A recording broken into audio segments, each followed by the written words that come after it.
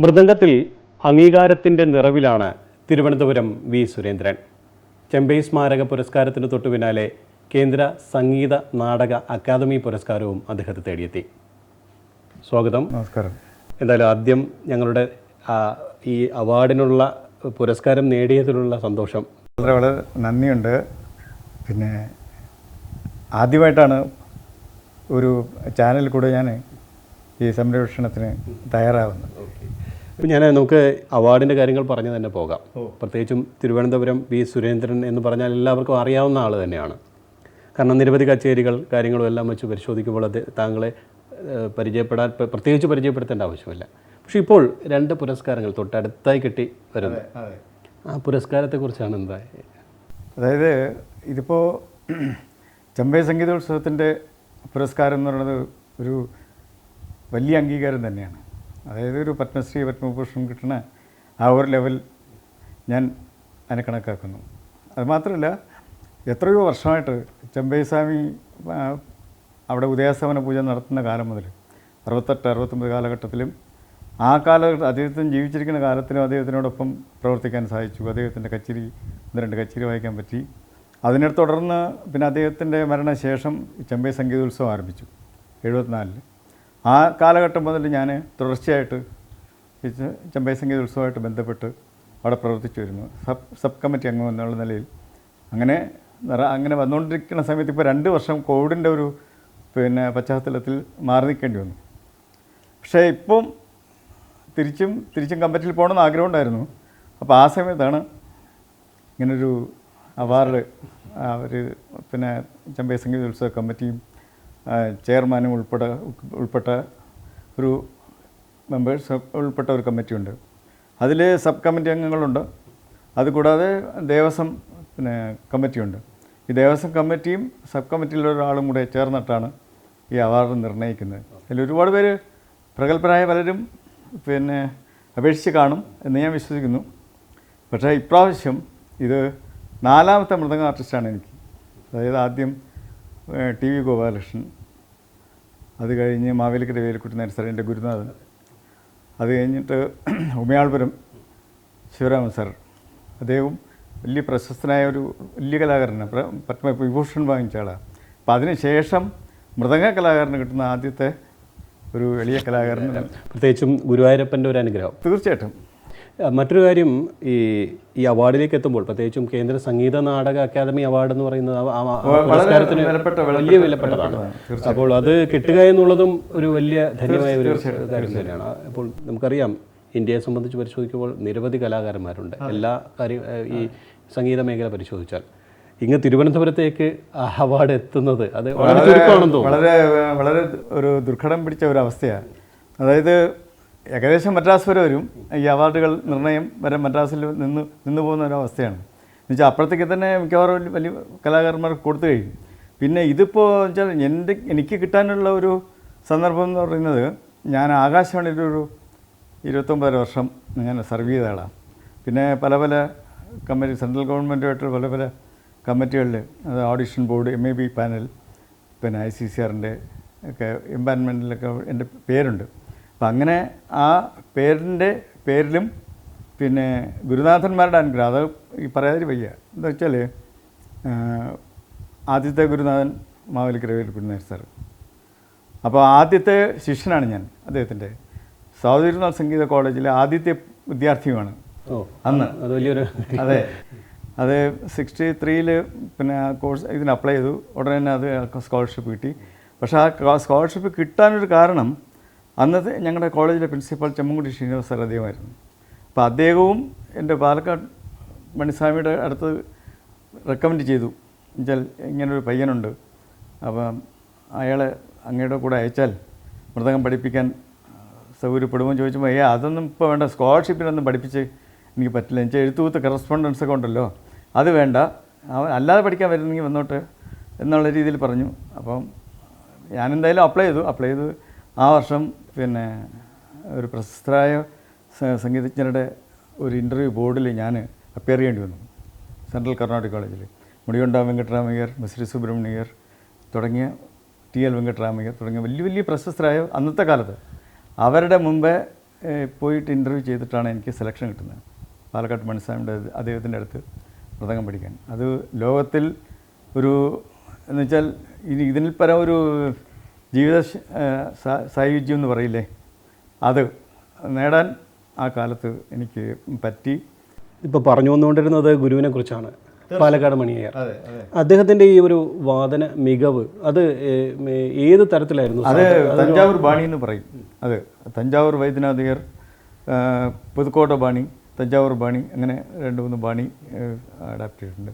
അത് ദക്ഷിണാമൂർത്തി പിള്ള ബാണി എന്ന് പറയുന്നു, പുതുക്കോട്ട ബാണി എന്ന് പറയുന്നു. പുതുക്കോട്ട ദക്ഷിണാമൂർത്തി പിള്ള അദ്ദേഹം മണിസ്വാമിക്ക് മുമ്പേ ഉള്ള ഒരു ആർട്ടിസ്റ്റ്. അദ്ദേഹം പക്ഷേ അദ്ദേഹവും എൻ്റെ ഗുരുവും ഒരുമിച്ച് ഒരുപാട് വേദികൾ പങ്കിട്ടുണ്ട്. അദ്ദേഹത്തിന് 30 വയസ്സുള്ളപ്പോൾ ഇദ്ദേഹത്തിന് 15 വയസ്സ് 16 വയസ്സ് ആ ഒരു കാലഘട്ടമാണ് ഞാൻ കേട്ടിട്ടുള്ളത്. പക്ഷേ ആ ബാണിയിൽ ഉള്ള 2 വ്യത്യാസം എന്ന് വെച്ചാൽ, വ്യത്യാസം ഈ കോൺട്രവേഴ്സിക്കുള്ള വ്യത്യാസമല്ല. ഇപ്പോൾ വേറെ ഈ ഒരു പിന്നെ ആ ബാണി അസാധ്യമായിരിക്കും, ഈ ബാണി അസാധ്യമായിരിക്കും. പക്ഷേ ഇതിൻ്റെ പെർഫെക്ഷൻ എന്ന് പറയുന്നത്, ഒരു തഞ്ചാവൂർ ബാണിയുടെ ഒരു ഗുണം എന്ന് പറയുന്നത്, ഏത് പിന്നെ ചൊല്ലി വായിച്ചാലും, അത് ഒരു ഇപ്പോൾ എന്ന് വായിച്ചാൽ ആ തരിക്കിടക്കിടത്ത് കുതാന്ന് വായിച്ചാൽ അത് ഒരു മുത്തായിട്ട് കേൾക്കും, അതും കേൾക്കും, ആ പാണിയും കേൾക്കും, അതും പക്ഷേ വ്യത്യാസമൊന്നുമില്ല. പക്ഷേ എന്തുകൊണ്ടോ ഈ തഞ്ചാവൂർ പാണിക്കൊരു പ്രശസ്തി, അത് എൻ്റെ തഞ്ചാവൂർ വൈദ്യനാഥയ്യർ സ്കൂളിൻ്റെ ഒരു മഹിമ എന്ന് തന്നെ പറയാം. ഒരു പ്രത്യേകത, അത് പ്രത്യേകമാണ്. അതിനെ കുറേ കൂടെ പിന്നെ അതിനെ എലാബറേറ്റ് ചെയ്ത് ഓഹോന്ന് ആക്കാൻ ഒരു മുഖ്യ കാരണം എൻ്റെ ഗുരു പാലക്കാട് മണിസ്വാമി തന്നെയാണ്. ഗുരുവിൽ നിന്ന് പകർന്നു കിട്ടിയ ആ ഒരു കഴിവ് തന്നെയാണ് അദ്ദേഹത്തെ ഈ അംഗീകാരത്തിൻ്റെ കൂടുതൽ നിറവുകളിലേക്ക് കൊണ്ട് എത്തിക്കുന്നത്. എന്തായാലും നമുക്ക് ഈ കാര്യങ്ങൾ പറഞ്ഞു പോകുന്നതിനിടയിൽ ഈ ഒരു തനിയാവർത്തനം കേട്ടാൽ കൊള്ളാവുന്ന ഞങ്ങൾക്ക് പ്രേക്ഷകർക്കും അതായിരിക്കും കൂടുതൽ. തീർച്ചയായിട്ടും അതിലേക്ക് തീർച്ചയായിട്ടും.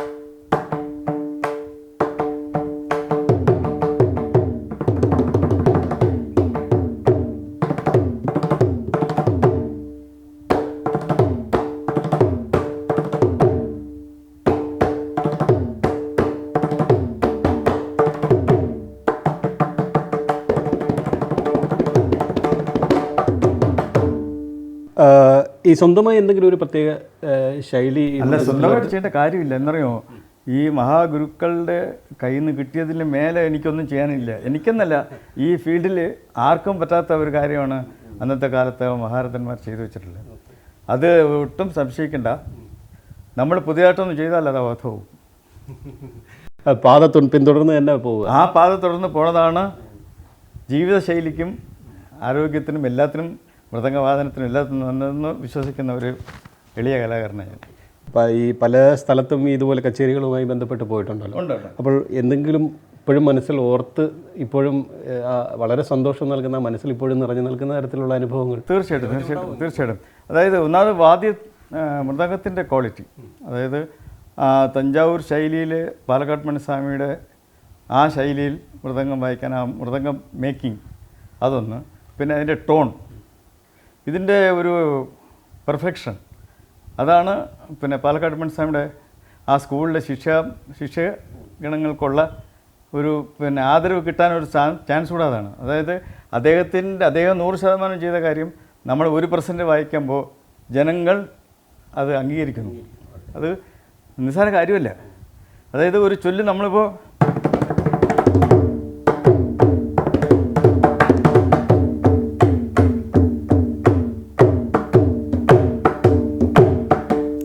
ചെറിയൊരു പീസ് ഞാൻ വായിച്ചുള്ളൂ. പക്ഷേ ഇത് വായിച്ചാലും അംഗീകരിക്കത്തക്ക മനസ്സുള്ള ഒരുപാട് കലാകാരന്മാർ ഈ ജനങ്ങളുടെ ഇടയിൽ അംഗീകരിക്കത്തക്ക ആൾക്കാർ ഇപ്പോഴും ഉണ്ട്. അത് അംഗീകരിക്കും അവർ. എന്ന് വെച്ചാൽ അതിൻ്റെ നന്മ എന്താണെന്ന് അറിഞ്ഞ് പിന്നെ അംഗീകരിക്കുന്ന ആൾക്കാരാണ് ഇപ്പോഴും ഉള്ളത്.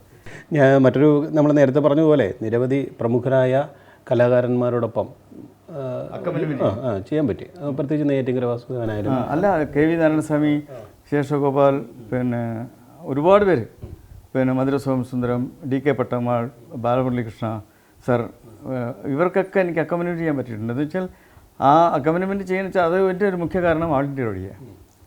ആകാശവാണിയുടെ പിന്നെ സർവീസിൽ വെച്ചാൽ നിലയവിദ്വാൻ എന്നുള്ള ഒരു അന്നത്തെ ഒരു പേരുണ്ടല്ലോ. അപ്പോൾ ആര് വന്നാലും ഒരു റെക്കോർഡിങ് അന്നത്തെ കാലത്ത് കൊടുക്കുമായിരുന്നു. അപ്പോൾ ആ കൊടുക്കുന്നതിൽ പാടുന്ന ആൾ മാത്രമേ വരുന്നുള്ളൂ. പിന്നെ അക്കമ്പനിമെൻ്റെല്ലാം സ്റ്റുഡിയോയിലെ ആർട്ടിസ്റ്റാണ്. അങ്ങനെ പി ശശികുമാർ, ഞാൻ പിന്നെ അങ്ങനെയൊക്കെ ഞങ്ങൾ അക്കമ്പനിമെൻ്റ് ചെയ്ത് ഒരുപാട് കച്ചേരികൾ.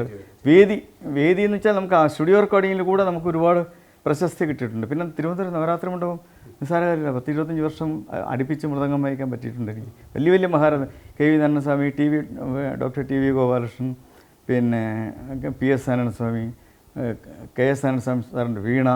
ഇതുപോലെ എസ്പെഷ്യലി വീണയ്ക്ക് എനിക്ക് വായിക്കാൻ കുറച്ചുകൂടെ കൂടുതൽ, വീണയ്ക്കും ഫ്ലൂട്ടിനും ഇൻസ്ട്രുമെൻറ്റിനും വായിക്കാൻ എനിക്ക് കുറച്ച് കൂടുതൽ താല്പര്യം ഉണ്ട് അന്നത്തെ കാലത്ത്. എന്നുവെച്ചാൽ എന്തോ എനിക്കൊരു മോഹം അങ്ങനെ വന്നു. പിന്നെ അങ്ങനെ വായിക്കാൻ ഉള്ള സന്ദർഭം കിട്ടിയിട്ടുണ്ട്. ഈ പറഞ്ഞു വന്ന പോലെ നിരവധി മഹാരഥന്മാരുടെ കാര്യമാണ് പറഞ്ഞു വന്നത്. ഈ കൂട്ടത്തിൽ ഞാൻ ഇപ്പോൾ നമുക്ക് ഒരുപാട് പരിചയമുള്ള ആൾക്കാരാണ്. ഇപ്പം നെയ്യാറ്റിൻകര യേശുദാസായാലും MG രാധാകൃഷ്ണൻ, അങ്ങനെയുള്ള മഹാപ്രതിഭ. എന്നെക്കാൾ ഒരു വർഷത്തെ സീനിയറാണ് അവരൊക്കെ. ഈ സൗദി മ്യൂസിക് കോളേജിൽ നെയ്യാറ്റിൻകര വാസവൻ, MG രാധാകൃഷ്ണനൊക്കെ എന്നെക്കാൾ ഒരു വർഷത്തെ സീനിയർ പാടികളും ഒരു വർഷം മുമ്പേ പഠിക്കാൻ തുടങ്ങി. പക്ഷേ അവരുടെ കച്ചേരി, ഒരുപാട് കച്ചേരികൾക്ക്, അനവധി കച്ചേരികൾക്ക് നമ്മുടെ നാട്ടിലുള്ള ഒരുമാതിരി വലിയ അമ്പലങ്ങളിൽ ഒരുപാട് കച്ചേരികൾ ധാരാളം വായിക്കാൻ പറ്റിയിട്ടുണ്ട്. അതൊരു വലിയൊരു പിന്നെ എൻകറേജ്മെൻറ്റ് തന്നെയാണ് പറയുന്നത്. യേശുദാസിൻ്റെ കച്ചേരിക്ക് അധികം ഞാൻ വായിച്ചിട്ടില്ലെങ്കിലും എന്നാലും ഒരു 10-25 കച്ചേരി വായിച്ചിട്ടുള്ളൂ. അതിനുശേഷം പിന്നെ വായിക്കാൻ സന്ദർഭം ഉണ്ടായിട്ടില്ല. അത് വേറെ റൂട്ടിലോട്ട് പോയി. അങ്ങനെ ഉള്ളൊരു പിന്നെ എക്സ്പീരിയൻസ് എന്ന് പറയുന്നത് നമ്മൾ ഒരു സ്റ്റുഡിയോയിൽ ഒരുപാട് പേര് പറ്റുമല്ലോ. ആകാശവാണി സ്റ്റുഡിയോയിൽ വരുന്ന കലാകാരൻ വെച്ചാൽ ഇവിടെ ഏകദേശം 250 പേർക്ക് മേലെ അന്ന് ഓഡിഷൻ പാസ്സായിട്ടുണ്ട്. അവർക്കൊക്കെ അക്കമ്പനിമെൻ്റ് ചെയ്യാൻ എന്നെപ്പോലുള്ള പല കലാകാരന്മാരുണ്ട്. മാവേലിക്കര രാജു, മാവേലിക്കര കൃഷ്ണൻകുട്ടി നായർ, പിന്നെ ദുർസ്വാമി അയ്യർ, അങ്ങനെയൊക്കെ സ്റ്റാഫ് ആർട്ടിസ്റ്റ് കുറേ. പിന്നെ മാവേലിക്കര വേലുക്കുട്ടി നായർ സാറിൻ്റെയൊക്കെ ഒരു പിന്നെ എൻകറേജ്മെൻറ്റ് കൊണ്ട് അദ്ദേഹം വായിക്കാൻ പറ്റാത്ത ചില കച്ചേരികൾ എന്നെ പറഞ്ഞു വിട്ട് വായിപ്പിച്ചിട്ടുണ്ട്. അദ്ദേഹത്തിൻ്റെ അസൗകര്യം ഉണ്ടെങ്കിൽ കൃഷ്ണൻകുട്ടി നായർ സാറിൻ്റെ ആയാലും മാവേലിക്കര കൃഷ്ണൻകുട്ടി നായർ സാറിൻ്റെ യേശുദാസിൻ്റെ കച്ചേരിക്ക് അദ്ദേഹം പോകുമ്പോൾ നീ പോയി വായിക്കാമോ എന്ന് ചോദിക്കും. ഞാൻ പോയി വായിക്കാമെന്ന് പറയും. എനിക്ക് പകരക്കാരനായിട്ട് ഞാൻ ഒരുപാട് പിന്നെ എനിക്ക് സന്ദർഭം ഒരുപാട് കിട്ടിയിട്ടുണ്ട് പകരക്കാരനായിട്ട്. അതിനുശേഷം പിന്നെ ഇൻഡിവിജ്വലായിട്ട് നമ്മൾ കുറച്ച് അറിയപ്പെടുന്ന ഒരാളായി എന്ന് തോന്നിയതുകൊണ്ടായിരിക്കും നമ്മളെ തനിയെ വിളിച്ച് കച്ചേരി. പിന്നെ ഫെസ്റ്റിവൽ ഓഫ് ഇന്ത്യ, ഒരുപാട് വിദേശ രാജ്യങ്ങളിലൊക്കെ പോകാൻ പറ്റിയിട്ടുണ്ട്. നമുക്ക് ഒരു ധന്യവർത്തനം കൂടി.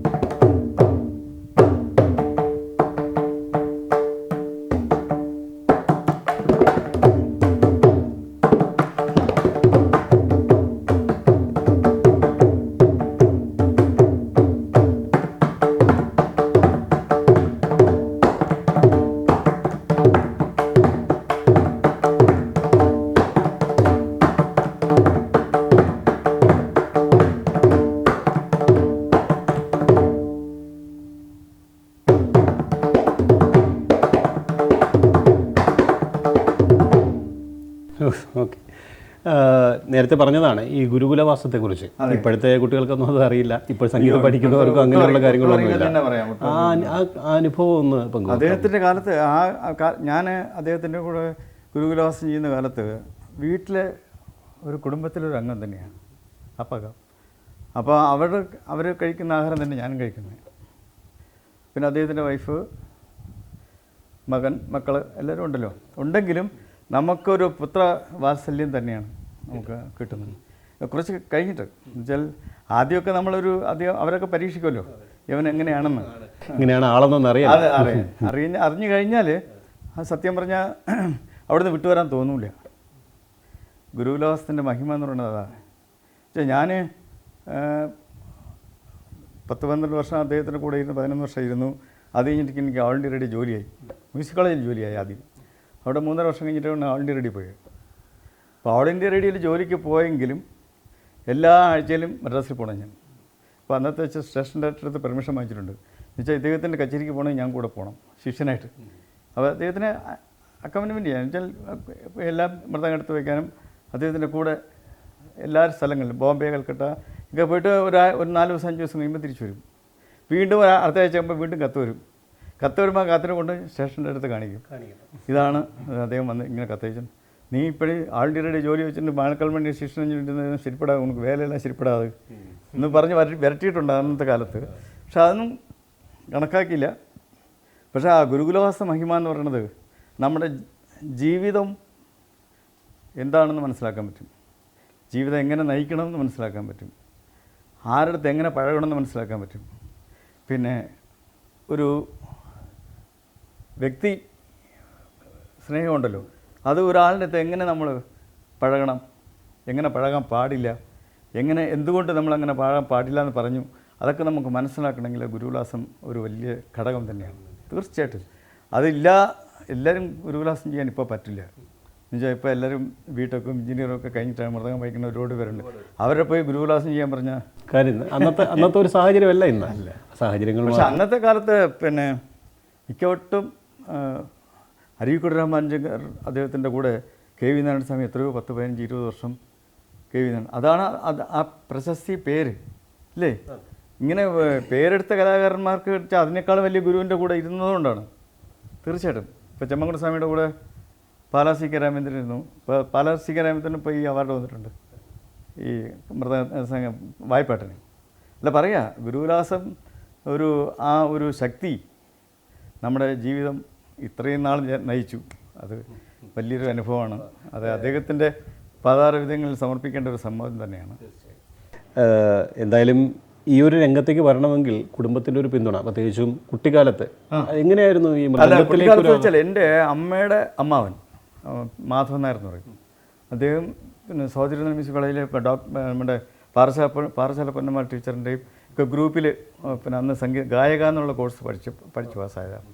അത് കഴിഞ്ഞ് അദ്ദേഹം പിന്നെ കുറേ കാലം കഴിഞ്ഞിട്ട് സ്കൂൾ മാഷായി.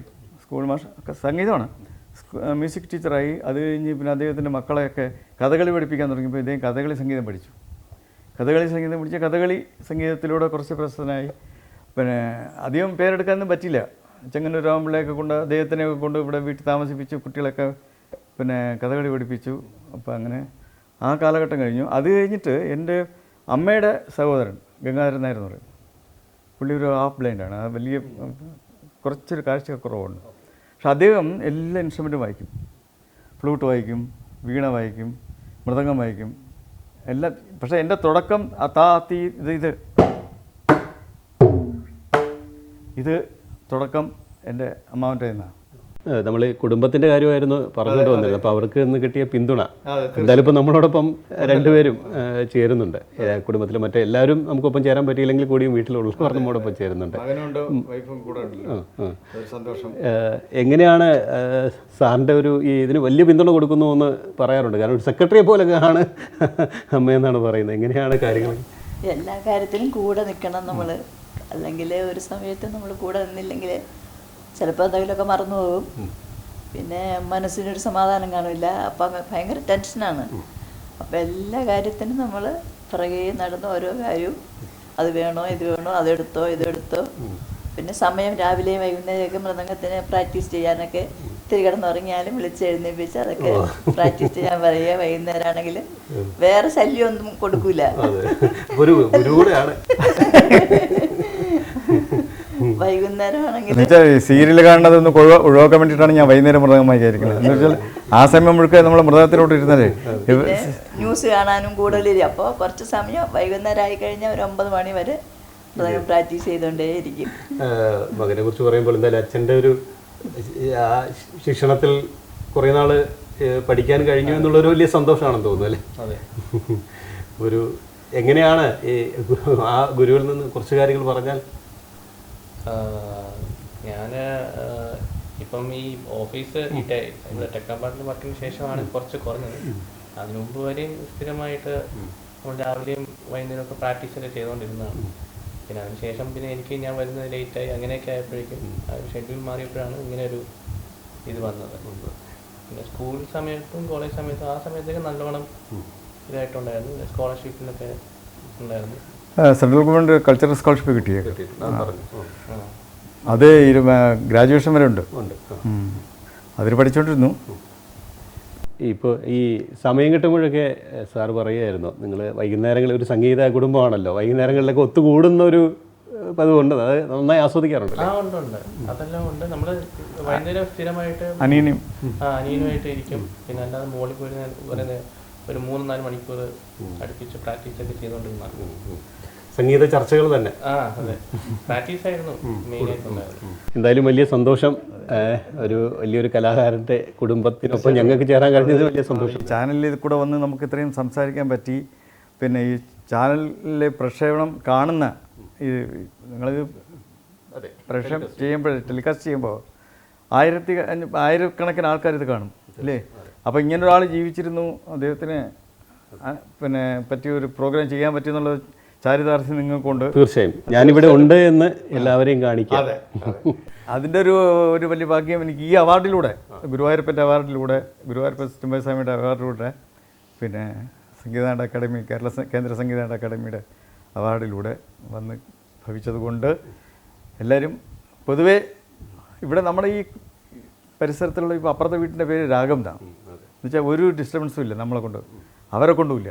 പക്ഷേ നമ്മൾ എത്ര നേരം മൃദംഗം വായിച്ചില്ല, ഇന്നെന്താ ശബ്ദം കേട്ടില്ല, മൃദംഗം വായിച്ചില്ല എന്ന് ചോദിക്കും അപ്പുറത്ത്. എല്ലാവരും അങ്ങനെയാണ്. അങ്ങനെയുള്ള ഒരു അന്തരീക്ഷത്തിലാണ് നമ്മുടെ പിന്തുണയുണ്ട്. അതൊരു വലിയ ഭാഗ്യം ആയിട്ട് കരുതുന്നു. പിന്നെ ഇപ്പോൾ ആരോഗ്യം ശരിയാവണം, നല്ല ആരോഗ്യം ഉണ്ടായിരിക്കണം അല്ലേ? അതിനുവേണ്ടി പ്രാർത്ഥിക്കാം, ഗുരുവായൂരപ്പനോട് പ്രാർത്ഥിക്കാം. എന്തായാലും രണ്ടുപേർക്കും പ്രത്യേകം നന്ദി. കാരണം ഇനിയും ഈ രീതിയിൽ തന്നെ എല്ലാ പിന്തുണയും ഉണ്ടാകുമെന്ന് പ്രതീക്ഷിക്കുന്നു. ഇപ്പോൾ ഈ കലോത്സവത്തിൻ്റെയൊക്കെ ഒരു കാലഘട്ടമാണ്. അപ്പോൾ വളരെ ക്യാപ്സ്യൂളായി പഠിച്ച് 10 മിനിറ്റ് കൊണ്ട് 15 മിനിറ്റ് കൊണ്ട് അവതരിപ്പിക്കുന്നു, സമ്മാനം നേടുന്നു, പോകുന്നു. അപ്പോൾ അങ്ങനെ ശിഷ്യഗണങ്ങളൊക്കെ കൂടുതലായിട്ട് എൻ്റെ ഒരു ശിഷ്യൻ, ഇതിപ്പോൾ ഒരു ലേറ്റസ്റ്റ് ശിഷ്യൻ എന്ന് പറയുന്നത് ഒരു 14 വയസ്സുള്ള പയ്യൻ, അങ്കാടിപ്പുറം ദീപേഷ് എന്ന് പറയും. ദീപേഷിൻ്റെ മകൻ. ദീപേഷ് എന്ന് പറയുന്ന ആൾ തിരുമാന്താംകുന്ന് ക്ഷേത്രത്തിലെ ഒരു ഉദ്യോഗസ്ഥനാണ്, ക്ഷേത്രത്തിലെ ഉദ്യോഗസ്ഥനാണ്. അങ്ങനെ ഓഫീസിൽ അദ്ദേഹത്തിൻ്റെ മകൻ ദേവി പ്രസാദ് എന്ന പയ്യൻ. ആ പയ്യന് ഒരു 7 വയസ്സുള്ളപ്പം ഗുരുവായൂരിൽ വന്നിങ്ങനെ ഈ ചെമ്പൈ സംഗീതോത്സവത്തിനൊന്നൊരു വായിച്ചപ്പം ഇവൻ കൊള്ളാമല്ലോ, ഇവനെ ഞാൻ ഒന്ന് ട്രെയിൻ ചെയ്താൽ ഇവൻ നമ്മുടെ വഴിക്ക് വരും എന്നൊരു തോരണം വന്ന് ഞാൻ അവനെ വിളിച്ച് വീട്ടിൽ റൂമിൽ കൊണ്ടുവന്ന് മൃദംഗം വായിപ്പിച്ചപ്പം അപ്പോൾ അവൻ ചോദിച്ചു, എനിക്ക് സാറേ എനിക്ക് മൃദംഗം പറഞ്ഞു. ഞാൻ പറഞ്ഞുതരാം. അങ്ങനെ മൃദംഗം ഞാൻ അവിടെ പോയി പഠിപ്പിക്കുന്നു. അവന് യാത്ര ചെയ്ത് വരാൻ ബുദ്ധിമുട്ടുണ്ട്. അപ്പോൾ അങ്ങാടിപ്പുറത്ത് പോയാൽ അങ്ങാടിപ്പുറം ക്ഷേത്രവും അതിൻ്റെ പരിസരവും കൊടിമരവും അതിൻ്റെ നേരെ താഴെയാണ് അവരുടെ വീട്. അപ്പോൾ അവിടെ ഒരു കുളിച്ചുതൊഴിലായി ഈ പയ്യന് പറഞ്ഞു. അപ്പോൾ പോയാൽ ഒരു 4 ദിവസം 5 ദിവസം ഇരിക്കും. അങ്ങനെ ഇപ്പോൾ 7 വർഷമായിട്ട് ഇപ്പോൾ അവൻ സെൻട്രൽ ഗവൺമെൻറ് സ്കോളർഷിപ്പ് വാങ്ങിച്ചു, പഠിക്കുന്നുണ്ട്. പിന്നെ ബാലശ്രീ പുരസ്കാരം കിട്ടി ഇപ്പോൾ ഈ മൃദംഗത്തിൽ. അതൊരു നിസ്സാര കാര്യമല്ല. അപ്പോൾ കേരളത്തിൽ കഴിഞ്ഞതിൻ്റെ അങ്ങേ കൊല്ലം ബാലശ്രീ പുരസ്കാരം ആ കുട്ടി കിട്ടി. അയാളിപ്പോൾ ചെമ്പൈയിൽ വായിക്കുന്നുണ്ട്, 2-ാം തീയതി പ്രോഗ്രാം വായിക്കുന്നുണ്ട്. 15 SLC. നമ്മൾ പഠിച്ചത് മറ്റുള്ളവർക്ക് പകർന്നു കൊടുക്കുക, കച്ചേരിക്കൊപ്പം ചേരുന്നതിനേക്കാളും കൂടുതൽ നല്ലൊരു അനുഭവമല്ലേ? പിന്നെ അതായത് എനിക്ക് പറഞ്ഞു കൊടുക്കാൻ എനിക്ക് ഭയങ്കര താല്പര്യമാണ്. ഒരു കുട്ടിക്ക് എങ്ങനെ വേണോ അങ്ങനെ പറഞ്ഞു കൊടുക്കണം എന്നുള്ള താല്പര്യക്കാരനാണ് ഞാൻ. അല്ല നമ്മുടെ അറിവ് നമ്മുടെ ഇതിലുമായിട്ട് മാത്രം ഇരിക്കേണ്ട എന്നുള്ള ധാരണയില്ല. ആര് വന്നാലും ഞാൻ പിന്നെ എങ്ങനെ വേണമെങ്കിലും പറഞ്ഞു കൊടുക്കാൻ തയ്യാറാണ്. പക്ഷേ മുന്നോട്ട് വരണം. ഈ ഒരു രംഗത്തേക്ക് കടന്നു വരണമെന്ന് ആഗ്രഹിക്കുന്ന ഈ ഇപ്പോഴത്തെ തലമുറയിലുള്ള ഒരുപാട് പേരുണ്ടാവും. അവർക്ക് അതിലേക്കൊരു ആകർഷണം അല്ലെങ്കിൽ ഇത് കൂടുതൽ ശ്രദ്ധിക്കേണ്ടതായിട്ടുള്ള എന്തെങ്കിലും കാര്യങ്ങൾ പറയാം? അല്ല, അതിന് ഇപ്പോൾ എല്ലാവർക്കും അവരുടെ ഫാമിലി ബാക്ക്ഗ്രൗണ്ട് ഒരു വലിയ ഘടകമാണ്. എന്നുവെച്ചാൽ നല്ല സൗകര്യമുള്ള ആൾക്കാരുടെ വീട്ടിലെ പിള്ളേരാണ് മിക്കവാറും പേര് ഇപ്പം ഈ ഫീൽഡിലോട്ട് വരുന്നത്. അല്ല, അതിലെന്താ വെച്ചാൽ അവർക്ക് ആരുടെ യേശുദാസൻ്റെ കച്ചേരിക്ക് വേണമെങ്കിൽ ഈ പയ്യനെ ഇരുത്തി വായിപ്പിക്കാനുള്ള കഴിവുള്ള ആൾക്കാരാണ്. പക്ഷെ അത് അങ്ങനെ ആവണമെന്നില്ല.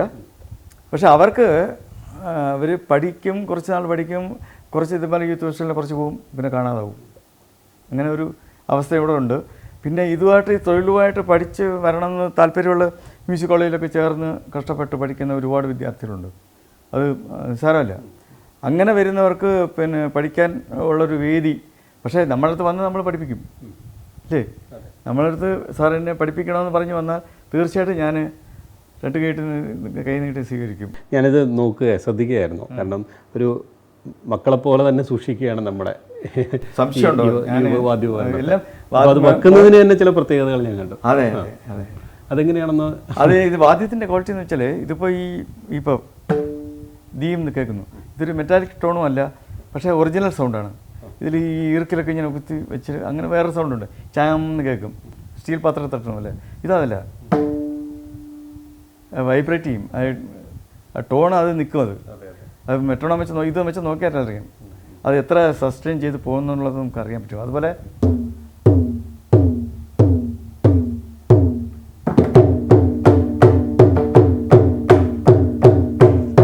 ഇതിൻ്റെ തൊപ്പി വലന്തര കോമ്പിനേഷൻ എന്ന് പറയും. അതായത് ഈ ലെഫ്റ്റ് എങ്ങനെ ഇരിക്കണം, വലന്തര എങ്ങനെ ഇരിക്കണം, രണ്ടിനും കൂടെ ഒരു ചേരുമാനമുണ്ട്. അപ്പോൾ ആ ചേരുമാനം വന്നാൽ സാധാരണ ഉള്ള ആൾക്കാർ, ഇപ്പോൾ താങ്കൾ ഇരിക്കുന്നു, താങ്കൾക്കത് അപ്പീലിംഗ് ആവണമെങ്കിൽ ഈ വലന്തലയും ഇടന്തലയുമായിട്ടുള്ള ഒരു കോമ്പിനേഷൻ ഉണ്ട്. ആ കോമ്പിനേഷൻ ശരിക്കായാലേ നമുക്ക് രസിക്കാനുള്ളൊരു സന്ദർഭം ഉണ്ടാവുള്ളൂ. ഇതിപ്പോൾ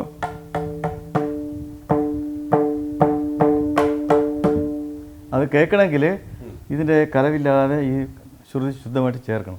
16 കണ്ണുണ്ട്, 16 കണ്ണും 16 ആളാണെന്ന് വിചാരിച്ചാൽ മതി. പലരും പല സ്വഭാവക്കാരാണ് അല്ലേ, 16 പേരും 16 പേരും. അപ്പോൾ അത് ഒരേ സ്വഭാവം ആക്കണതാണ് ഈ. എന്നാലും ചിലപ്പോൾ ചെറിയ വ്യത്യാസം വരും, ചെറിയ വ്യത്യാസം, ഈ ചൂടിലൊക്കെ ചെറിയ വ്യത്യാസം വരും. പക്ഷേ അതിലും വ്യത്യാസം വരാതെ നമുക്ക് നോക്കാം പറ്റും. ഇപ്പോൾ ഒന്നും ചെയ്തിട്ടില്ലല്ലോ, ഇപ്പോൾ ഈ 2 ലൈറ്റുണ്ടായിട്ട് അനങ്ങില്ല, അത് അങ്ങനെ ഇരിക്കും. അത് എന്തിനാണെന്ന് വെച്ചാൽ അത് നമ്മൾ മുൻകൂട്ടി അതിനൊരു കരുതൽ നമ്മൾ എടുക്കണം അല്ലേ. നമ്മൾ ഏത് ആഹാരം കഴിക്കണം, അത് വേണം വേണ്ടെന്ന് തീരുമാനിക്കണം നമ്മളല്ലേ എന്ന് പറഞ്ഞ പോലെ. ഇത് ഈ മൃദംഗത്തിൻ്റെ പല രൂപത്തിൽ എങ്ങനെയാണ്? പല രൂപത്തിലുണ്ട്. അതായത് ഇത് ഒരു 24 ഇഞ്ചസ് അളവിലുള്ളൊരു മൃദംഗമാണ്. ഇതിപ്പോൾ ഫീമെയിലും മെയിലും ശ്രുതിക്ക് ഉപയോഗിക്കാം. ഇനി ഫീമെയിൽ ശ്രുതി എന്ന് പറഞ്ഞാൽ ഇതിൻ്റെ അളവ് കുറയും, നീളം കുറയും. ഇതിൻ്റെ ഈ ഡയമീറ്റർ ഇതിൻ്റെ അളവും കുറയും, ഇതിൻ്റെ ലെഫ്റ്റും കുറയും. അപ്പോൾ അതാണ് ഫീമെയിൽ ശ്രുതിക്ക്. അത് 5, 5.5, 6 ട്യൂണിൽ ഇരിക്കും. അതൊന്ന്. പിന്നെ ബേസ് ശ്രുതിയുണ്ട്, ഇതിൻ്റെ എന്നുള്ള സൗണ്ട്. ഇപ്പോൾ എം ടി രാമനാഥൻ അദ്ദേഹത്തിനെ പോലെയൊക്കെ ഉള്ള ശബ്ദം മൃദംഗത്തിൻ്റെ സൈസ് കൂട്ടും. ഇതിൻ്റെ വാവിച്ചെന്ന് പറയുന്നത് ഈ 6.25 ആണ് ഇതിൻ്റെ അളവ്. 6.25, തൊപ്പി 7.25 ഇഞ്ച്. ഈ നടുവണ്ണം 36 ഇഞ്ച് മിനിമം, 24 ഇഞ്ച് ഹൈറ്റ്. ഇതിപ്പോൾ ഈ നൈലോൺ സ്ട്രാപ്പ് ഇടാൻ കാരണം നമ്മുടെ ഇവിടുത്തെ ക്ലൈമറ്റിന് ഒട്ടും പറ്റിയതല്ല. നമ്മുടെ ഈ വാറെന്ന് പറയുന്നത് ഈ എരുമ വാറാണ്. അത് ഇപ്പോഴത്തെ ക്വാണ്ടിറ്റി നോക്കിയാൽ ഇപ്പോൾ ഒരു മൃദംഗത്തിന് ഇട്ട് കഴിഞ്ഞാൽ പല പ്രാവശ്യം പൊട്ടും. അത് പൊട്ടിക്കഴിഞ്ഞാൽ ഇതിൻ്റെ കലവ് വരും. കലവെന്ന് വെച്ചാൽ ഇവിടെ തട്ടിയ ഒന്ന്, ഇവിടെ തട്ടിയ വേറൊന്ന്, അങ്ങനെ സൗണ്ട് മാറും. അങ്ങനെ മാറാതിരിക്കാൻ വേണ്ടിയിട്ടാണ് ഇപ്പോൾ ഈ നൈലോൺ സ്ട്രിപ്പ് ഇത് കണ്ടുപിടിച്ചത്. ഇത് ഞാനല്ല കണ്ടുപിടിച്ചത്, നേരത്തെ പലരും മദ്രാസിൽ നിന്ന് കണ്ടുപിടിച്ച് ഇപ്പോൾ ഇത് ഇറക്കാൻ തുടങ്ങി. ഇത് ഇറക്കാൻ വന്നാൽ പിന്നെ ഇത് വലിയ സൗകര്യമായിരിക്കണം. ഒരുപാട് കാര്യങ്ങളിങ്ങനെ നമ്മൾ പറഞ്ഞു വരികയായിരുന്നു. എങ്കിൽ കൂടി എനിക്ക് ഇടയ്ക്കിടയ്ക്ക് കേൾക്കാൻ ഈ തനിയാവർത്തനം കേൾക്കാൻ ഒരു ആഗ്രഹമുണ്ട്. അപ്പോൾ നമുക്കൊരു നല്ലൊരു തനിയാവർത്തനത്തിലൂടെ നമുക്ക് ഈ ഈ കൂടുതൽ കാര്യങ്ങൾ ഇനിയും ഒരുപാടുണ്ട്. എങ്കിൽ കൂടി നമ്മുടെ സമയപരിമിതിക്കുള്ളിൽ പറയാനുള്ള കാര്യങ്ങൾ പറഞ്ഞു കഴിഞ്ഞു എന്ന് ഞാൻ കരുതുന്നു. നമുക്കൊരു തനിയാവർത്തനത്തിലൂടെ അതെ.